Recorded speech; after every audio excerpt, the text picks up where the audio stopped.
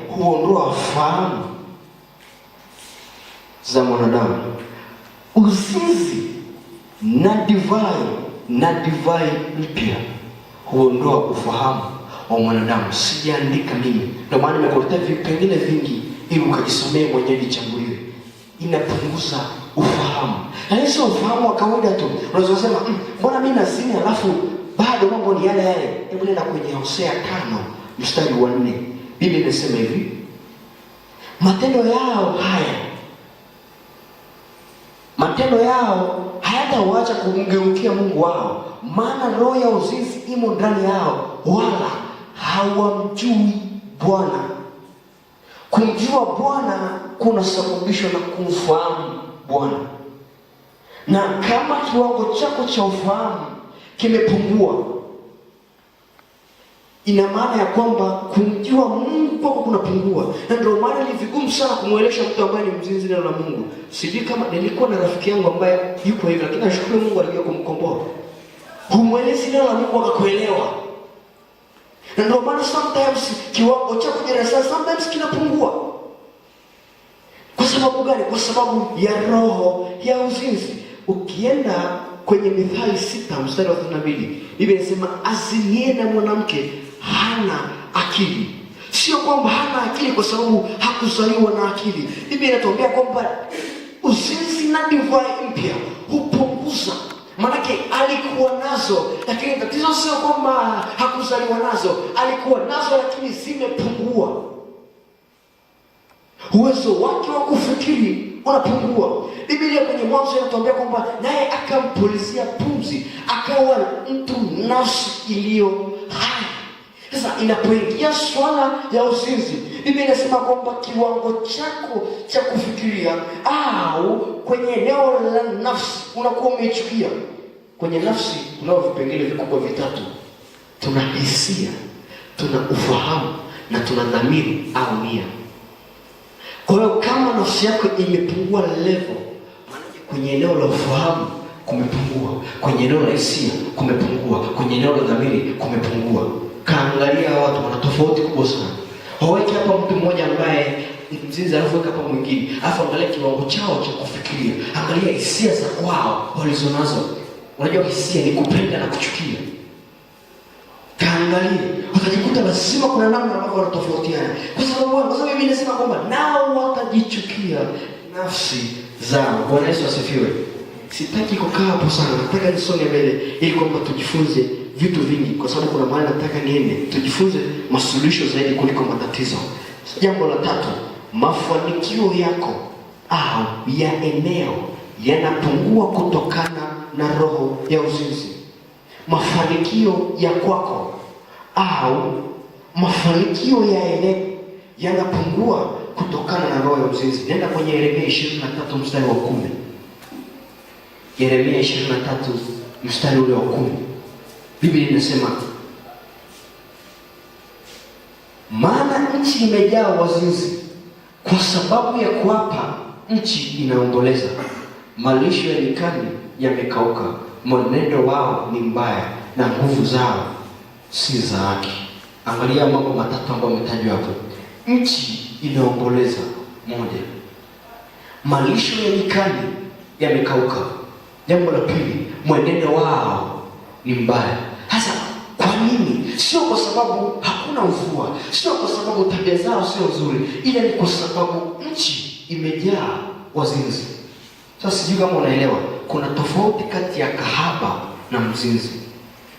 Kahaba anafanya uzinzi lakini wakiwa na tension ya kupata fedha, lakini mzinzi anazini kwa sababu ana tension ya kupata kile anachokipata, kupata tendo lile lenyewe ambalo nifanya.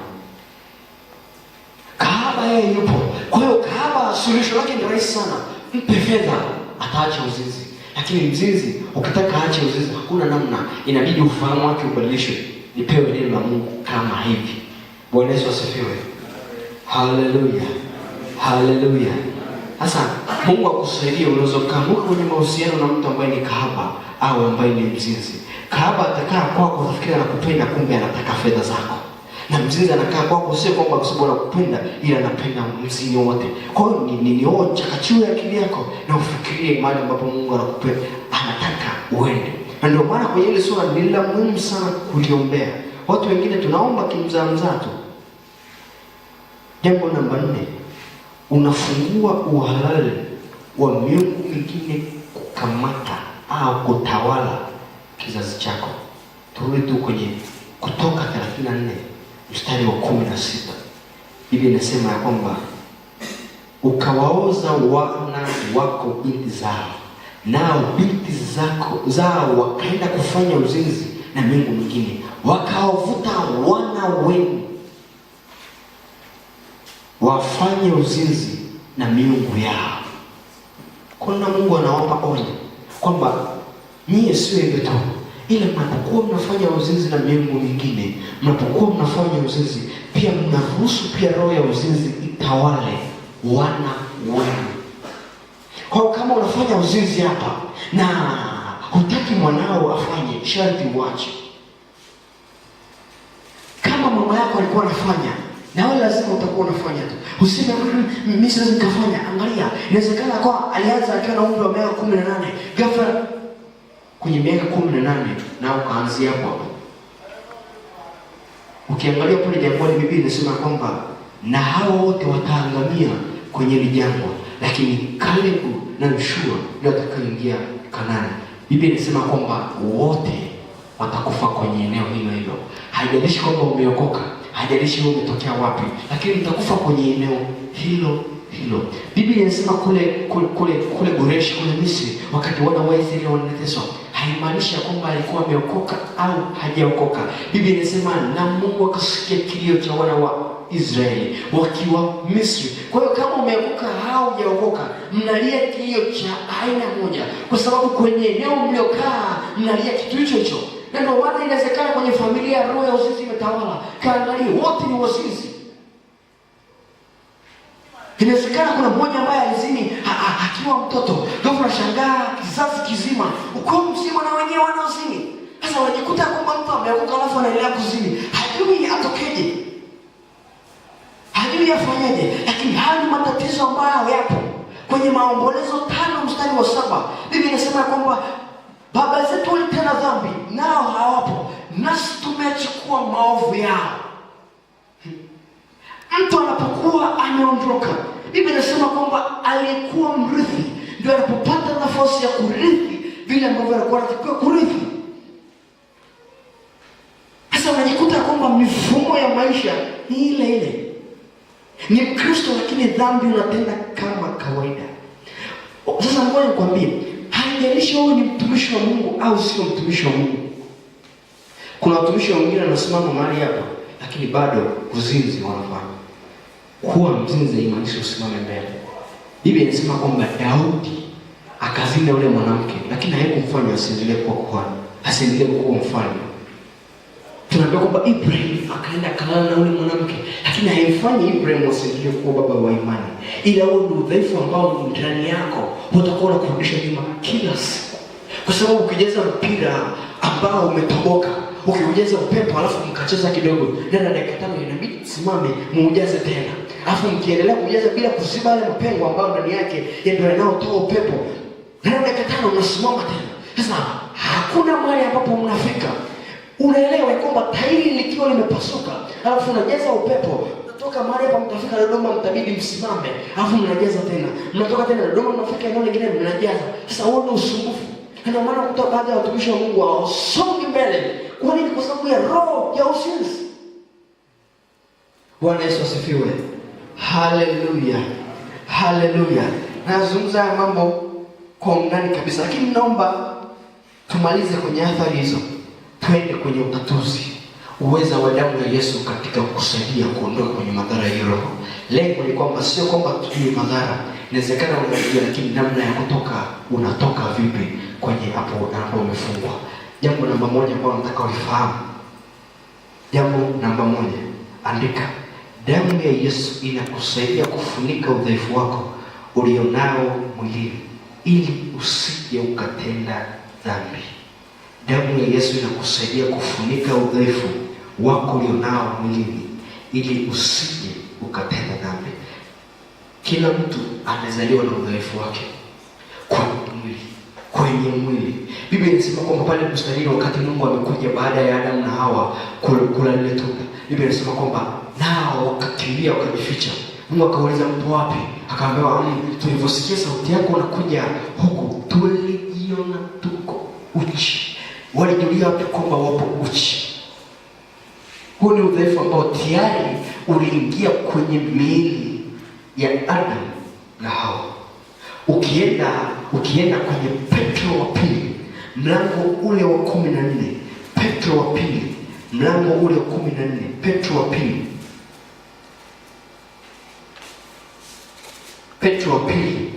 mlango wa pili mstari wa 14. Petro wa pili mlango wa pili mstari wa 14. Biblia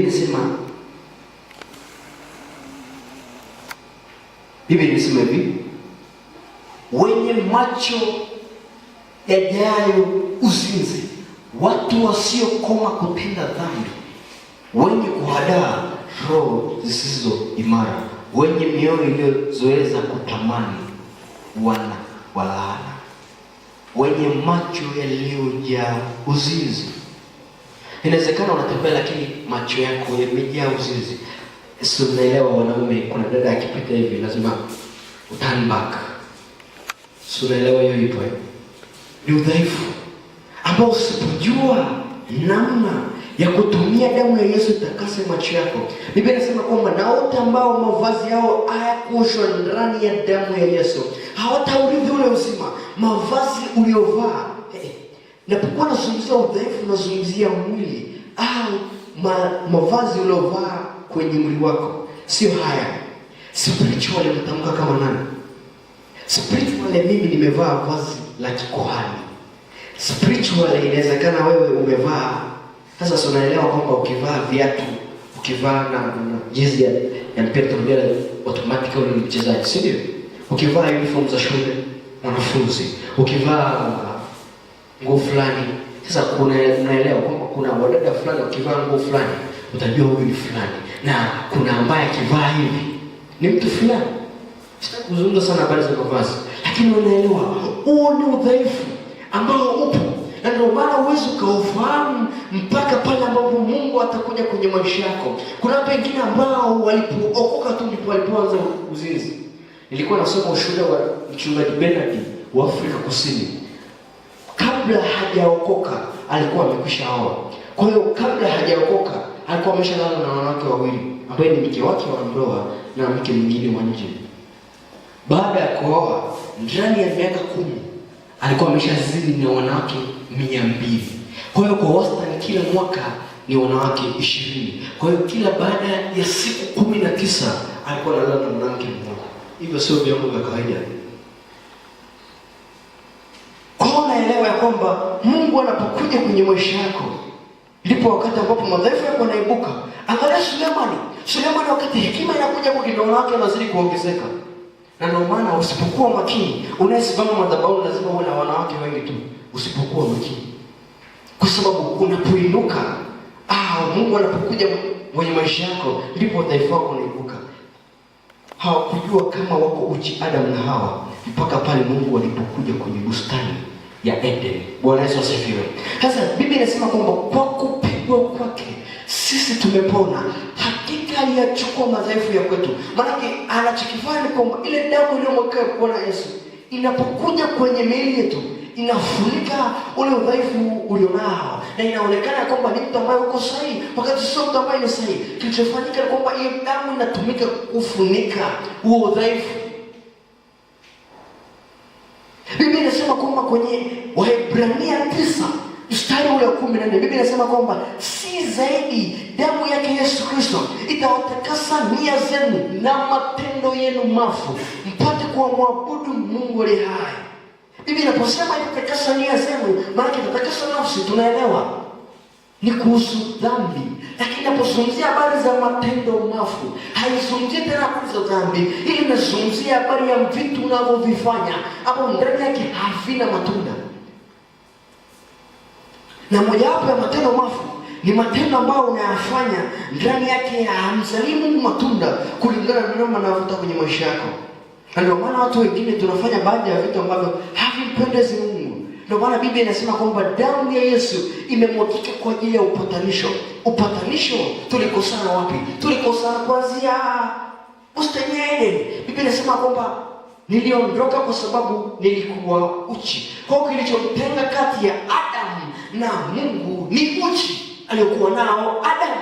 Kwa hiyo ili uweze kuwaleta tena karibu kwa upatanisho, lazima uondoe huo uchi, au ili kuweza kukurudisha kwenye mstari ambao unatakiwa, inabidi damu ya Yesu ikusaidie kufunika huo udhaifu ulionao, ili kwamba upate kumwabudu Mungu aliye hai. Bwana Yesu asifiwe. Haleluya. Haleluya. Point namba 2.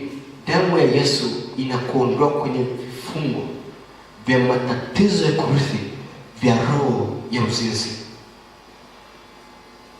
Inakuondoa kwenye matatizo ya kurithi. Nimekuambia mwanzo kwamba kuna watu ambao ndani yao wanarithi haya matatizo. Kuna watu ambao wamerithi dhambi. Kuna watu ambao wanafanya dhambi lakini hawapendi kwa sababu walikuwa hivyo. Nani wa kukutoa? Ni damu ya Yesu. Biblia inasema kwamba nao ikafanya agano jipya. Inaleta mfumo mpya wa maisha. Maana